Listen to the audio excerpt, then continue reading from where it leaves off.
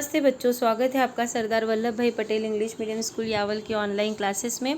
मैं हूं आपकी हिंदी टीचर तृप्ति पंकज पवार और आज हम पढ़ेंगे कक्षा 7वीं की विषय हिंदी सुलभ भारती की दूसरी इकाई का दूसरा अध्याय, जो कि कविता है जिसका नाम है बेटी युग, जिसके कवि आनंद विश्वास है। तो सबसे पहले कविता पढ़ने से पहले हम बेटी युग के कवि आनंद विश्वास जी के जीवन परिचय को जान लेते हैं।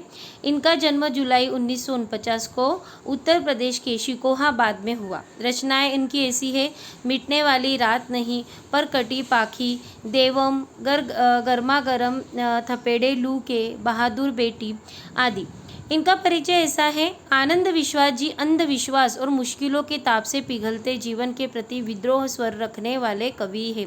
अर्थात उन्होंने सभी प्रकार के जो हमारे जीवन में अंधविश्वास फैला हुआ है, मुश्किलें आती हैं, तो उनसे उनके प्रति विरोधी थे और उन्होंने उसी से संबंधित रचनाएं की। प्रस्तुत कविता के माध्यम से कवि ने बेटियों की शिक्षा महत्व के साथ साथ उनकी आत्मनिर्भरता, प्रगति को प्रतिपादित किया है। अर्थात इन्होंने बेटी शिक्षा की और यहाँ पर बेटी शिक्षा को लेते हुए इन्होंने कविता लिखी है। तो हम कविता का पठन चालू करते हैं। नानी वाली कथा कहानी अब भी जग में लगी सुहानी, बेटी युग के नए दौर की आओ लिख ले नई कहानी। कवि कहते हैं कि देश का विकास हो रहा है, देश में आज अलग अलग प्रकार के विकास हो रहे हैं, फिर भी परंतु आज भी बच्चों को नानी द्वारा सुनाई गई कहानियाँ प्यारी ही लगती है। सभी बच्चों को अपनी जो नानी होती है वो जो कहानियाँ सुनाती है वो सुहानी लगती है। सुहानी के अर्थ होता है प्यारी लगना, अच्छा लगना। बेटी युग के नए दौर की आओ लिख ले नई कहानी। कवि कहते हैं कि अब हमें और एक नई कहानी लिखनी है जो कि बेटियों के नए युग से संबंधित हो। कवि कहते हैं, बेटी युग में बेटा बेटी सभी पढ़ेंगे सभी बढ़ेंगे, फौलादी ले नेक इरादे खुद अपना इतिहास गढ़ेंगे। देश पढ़ेगा देश बढ़ेगा, दौड़ेगी अब तरुण जवानी, नानी वाली कथा कहानी अब भी जग में लगे सुहानी। कवि कहते हैं कि इस नए युग में लड़के और लड़कियां दोनों पढ़ेंगे, बेटा और बेटी, मतलब लड़के और लड़कियां दोनों पढ़ेंगे, पढ़ लिख कर आगे बढ़ेंगे और तरक्की के मजबूत इरादों के साथ फौलादी मतलब मजबूत इरादे के साथ स्वयं अपना क्या लिखेंगे, इतिहास गढ़ेंगे, मतलब इतिहास वो खुद लिखेंगे। जब देश के सभी लड़के और लड़कियां पढ़ेंगे तो देश आगे ही बढ़ेगा। युवक युवतियों की प्रगति के दौड़ में दौड़ेंगे, मतलब जिस प्रकार से लड़का प्रगति करेगा उसी प्रकार से लड़की अगर पढ़ेगी तो वो भी प्रगति कर सकती है। देश पढ़ेगा देश बढ़ेगा, दौड़ेगी अब तरुण जवानी, मतलब युवक युवतियों की प्रगति में दौड़ होगी। आज भी बच्चों को नानी द्वारा सुनाई गई कहानियाँ प्यारी लगती है, नानी वाली कथा कहानी अब भी जग में लगी सुहानी। आगे कवि कहते हैं, बेटा शिक्षिक आदि शिक्षा, दोनों शिक्षित पूरी शिक्षा, हमने सोचा मनन करो तुम, सोचो समझो करो समीक्षा। सारा जग शिक्षामय करना, हमने सोचा मन में ठानी, नानी वाली कथा कहानी अब भी जग में लगी सुहानी। कवि कहते हैं कि यदि केवल बेटों को शिक्षित किया जाता है तो वह आदि ही शिक्षा कहलाएगी। पूरी शिक्षा कब कहलाएगी? जब दोनों अर्थात पुत्र और पुत्री, बेटा और बेटी, लड़के और लड़कियां अच्छी तरह से दोनों ही शिक्षित किए जाएंगे। यह हमने सोचा, कवि कहते हैं कि यह हमारा विचार है, इस पर सभी को मनन करना चाहिए, विचार करना चाहिए। हमने विचार किया है, मन में ठान लिया है। क्या ठाना है? कि सारे संसार को शिक्षित करना है, सारा जग शिक्षा में करना, हमने सोचा मन में ठानी।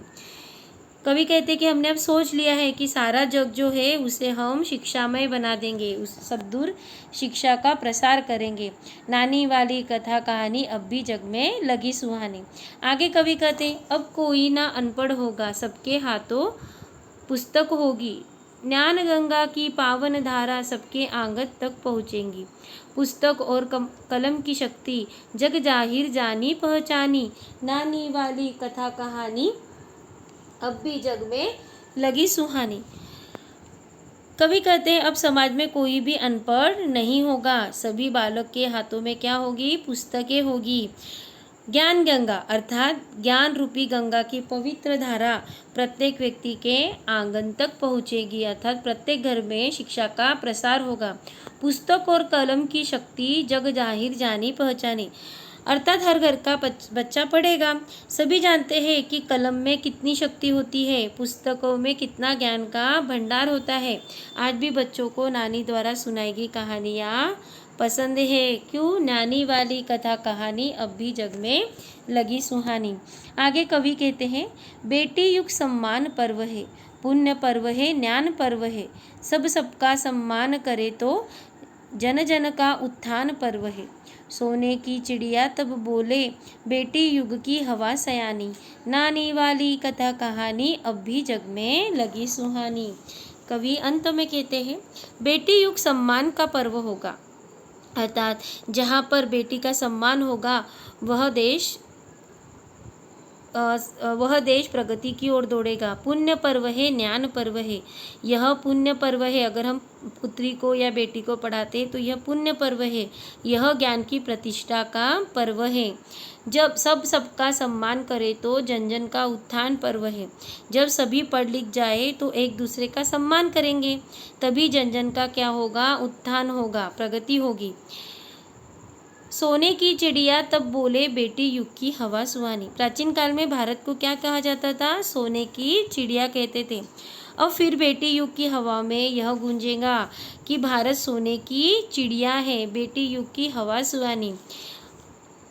तो जब पूर्व में जैसे कहा जाता था कि भारत सोने की चिड़िया है, वैसे ही बेटी युग में भी यही कहा जाएगा कि जो हमारा भारत है वो क्या है? सोने की चिड़िया है। नानी वाली कथा कहानी अब भी जग में लगी सुहानी। आज भी बच्चों को नानी द्वारा सुनाई गई कहानियाँ क्या लगती है? प्यारी लगती है।